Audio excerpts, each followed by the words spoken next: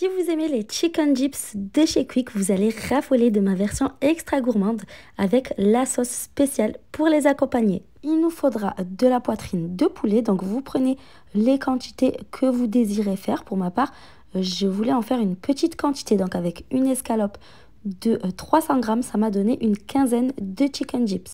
J'ai coupé mon poulet en gros dés, je l'ai assaisonné ensuite avec du sel, du poivre. J'ai mis également un petit filet d'huile d'olive et je mélange bien le tout. Je vais ensuite m'équiper de mon mixeur plongeant et je vais venir mixer le poulet. Vous pouvez utiliser un mixeur normal, sinon vous pouvez aussi acheter le poulet déjà haché chez votre boucher. J'ai ensuite pris un bloc de fromage mozzarella de 125 grammes que je suis venue râper directement sur le poulet haché. Vous pouvez bien sûr utiliser le fromage que vous désirez. Le poulet haché, il faut savoir que c'est une matière hyper collante, pas agréable à travailler. Avec le fromage, il sera beaucoup plus maniable. Donc on va bien mélanger le tout. Évidemment, vous pouvez mettre les épices de votre choix. Pour ma part, j'ai préféré faire très simple. Je me suis contentée de sel et poivre. On va ensuite prélever des petites boules et on va former des boudins. Donc vous les façonnez un petit peu comme les chicken dips connus de chez Quick. Des petits boudins assez fins. Évidemment, dans la recette classique, il n'y a pas de fromage d'ailleurs. Si vous le souhaitez, vous pouvez vous en passer. On va ensuite réserver au moins 30 minutes au congélateur pour qu'il se tienne mieux. Pendant ce temps, on va préparer la sauce. Donc j'ai pris un petit morceau de concombre que je coupe en tout petits dés. Donc vous allez les couper les plus petits possibles.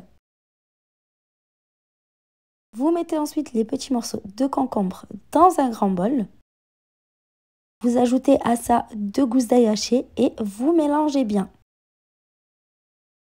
On va ensuite venir ajouter de l'huile d'olive, environ 1 cuillère à soupe. Et on ajoute également 4 cuillères à soupe de yaourt grec nature. On assaisonne ensuite avec du sel, du poivre et du persil séché.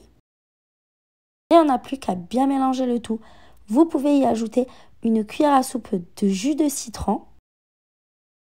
La sauce est prête, c'est super simple, donc on va la mettre sous film alimentaire et la réserver au réfrigérateur.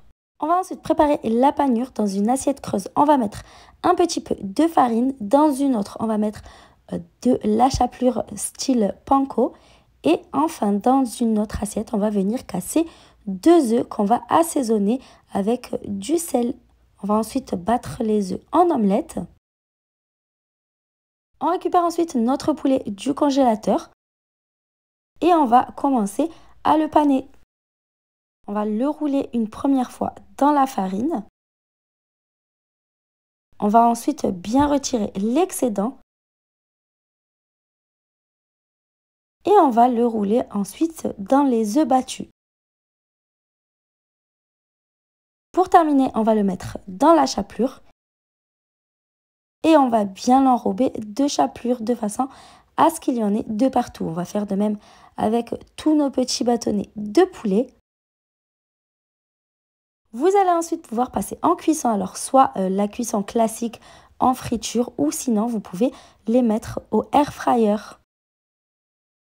La cuisson se fera à feu moyen pour permettre au poulet à l'intérieur de bien cuire. Vous allez compter une dizaine de minutes et c'est prêt, vous n'avez plus qu'à déguster et à vous régaler. J'espère que cette recette vous a plu.